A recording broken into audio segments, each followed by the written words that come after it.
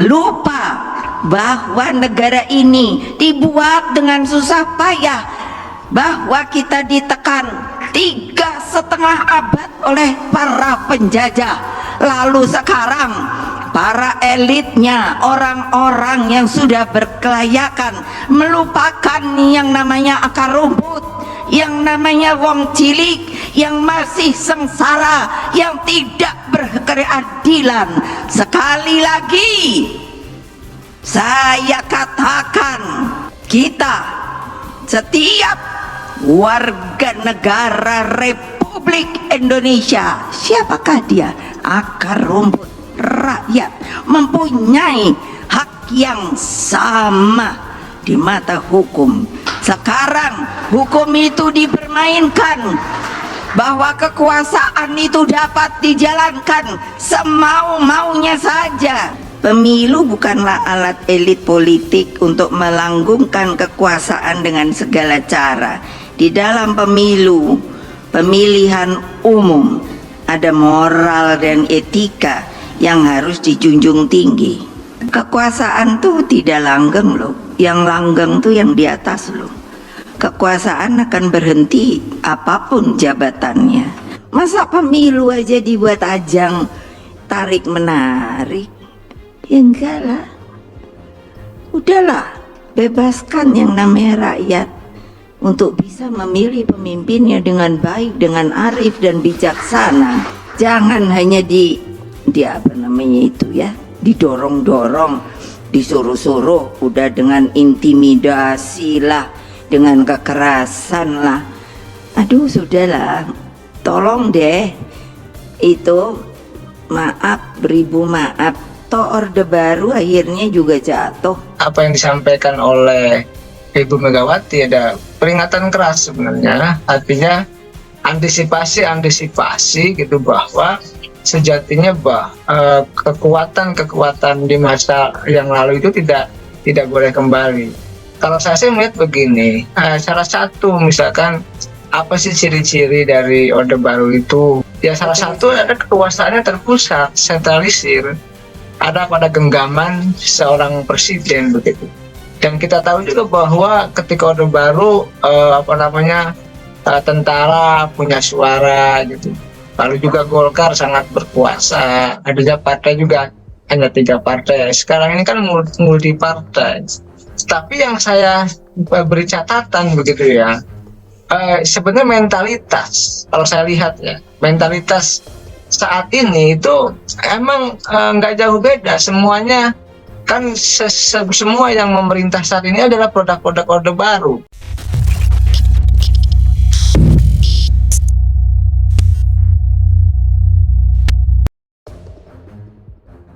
Megawati Soekarnoputri soroti pemimpin yang mabuk kekuasaan. Jakarta. RAKYATSULSEL, Ketua Umum PDI Perjuangan. Megawati Soekarnoputri menyoroti praktik politik adu domba atau divide et impera dalam melanggengkan kekuasaan. Praktik itu dilakukan pemimpin yang mabuk kekuasaan. Pernyataan Megawati itu disampaikan saat memberikan pidato politik dalam acara perayaan HUT PDIP ke-51 di Sekolah Partai PDIP, Lenteng Agung, Jakarta Selatan. Megawati bahkan menyebut, para penjajah menggunakan politik adu domba dalam upaya melanggengkan kekuasaan. Karena itu, dia ingin kadernya termasuk capres-cawapres yang diusung di Pilpres 2024, harus menghindari politik memecah belah rakyat. Banyak loh, yang namanya penjajah itu mengajarkan kepada kita dengan nama divide et impera, memecah belah. Kalau bisa saudara sendiri dipecah belah, apalagi rakyat dipecah belah, kata Megawati. Presiden RI kelima itu menilai, para pemimpin yang menggunakan politik adu domba karena sedang mabok kekuasaan. Sebab, dalam memimpin sebuah negara seharusnya mengedepankan etika, apalagi kalau pemimpinnya sengaja dengan yang namanya akal itu juga memecah belah karena apa? Karena mabok kekuasaan, tegas Megawati. Oleh karena itu, Megawati mengimbau kepada semua pihak untuk memegang teguh prinsip Bhinneka Tunggal Ika Tanhana Dharma Mangerwa. Jadi tanpa pernah mundur sejengkal pun. Jadi Bhinneka Tunggal Ika itu satu, berlain bersuku-suku, tapi satu jua. Kok lupa ya, ucap Megawati. Lebih jauh, Megawati pun berpesan kepada capres yang diusung PDIP, Ganjar Pranowo, untuk menghindari politik adu domba. Itu Pak Ganjar. Nanti insya Allah kalau situ menang. Nah, ini didengar banyak orang. Yang harus dijalankan pertama adalah pelajaran sejarah yang benar, menegaskan. Supaya apa? Bukan hanya di sini nunjuk kepala, tetapi di sini, di hati, pungkasnya. Sebagaimana diketahui, DPP PDI Perjuangan menggelar puncak perayaan hari ulang tahun HUT ke-51 yang diselenggarakan di Sekolah Partai PDIP, Lenteng Agung, Jakarta Selatan, Rabu, 10/1. Peringatan HUT PDIP ke-51 mengangkat tema Satyam Eva Jayate, kebenaran pasti menang. Acara ini dihadiri Wapres Ma'ruf Amin, sejumlah Menteri Kabinet Indonesia Maju serta Capres Ganjar Pranowo. Namun, Presiden Joko Widodo, Jokowi, yang merupakan kader PDIP berhalangan hadir, karena sedang melakukan kunjungan kerja ke luar negeri. Fajar, elit PDIP singgung loyalitas kader, mabuk kuasa dan pentingkan keluarga, sindir Jokowi dan Gibran. TRIBUNKALTARA.com, elit PDIP Said Abdullah buka suara soal loyalitas kader hingga ingatkan tak mabuk kuasa, singgung manuver Presiden Jokowi dan Gibran Rakabuming. Menjelang Pilpres 2024 suhu politik semakin menghangat, di mana pendaftaran Capres dan Cawapres ke KPU tinggal menghitung hari.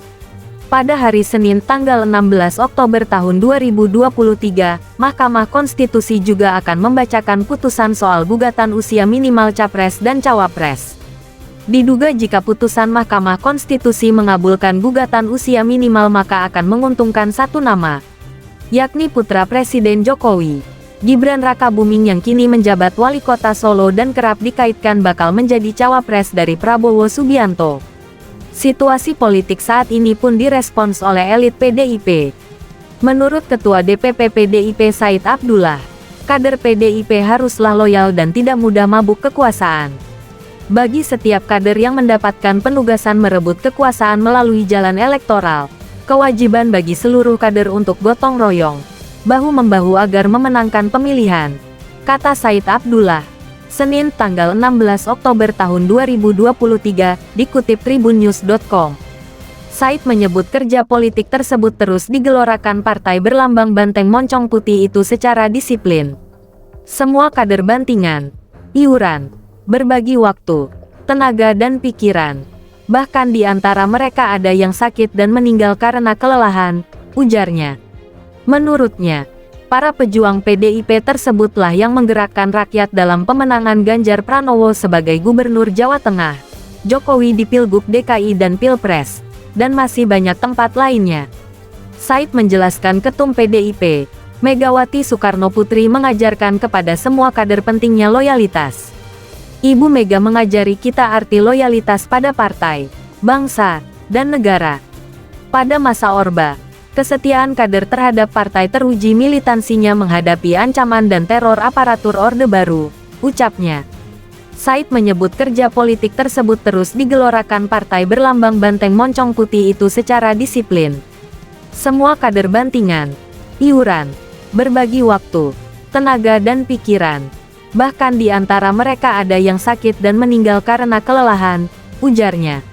Menurutnya, para pejuang PDIP tersebutlah yang menggerakkan rakyat dalam pemenangan Ganjar Pranowo sebagai Gubernur Jawa Tengah, Jokowi di Pilgub DKI dan Pilpres, dan masih banyak tempat lainnya. Said menjelaskan Ketum PDIP, Megawati Soekarnoputri mengajarkan kepada semua kader pentingnya loyalitas. Ibu Mega mengajari kita arti loyalitas pada partai, bangsa, dan negara. Pada masa Orba, kesetiaan kader terhadap partai teruji militansinya menghadapi ancaman dan teror aparatur Orde Baru, ucapnya. Kekuasaan seringkali membuat beberapa kader lupa diri. Kami mengajak setiap kader untuk selalu mawas diri. Jangan mabuk kekuasaan, ungkap Said. Said menuturkan PDIP merasa sangat terhormat. Banyak kader-kader yang telah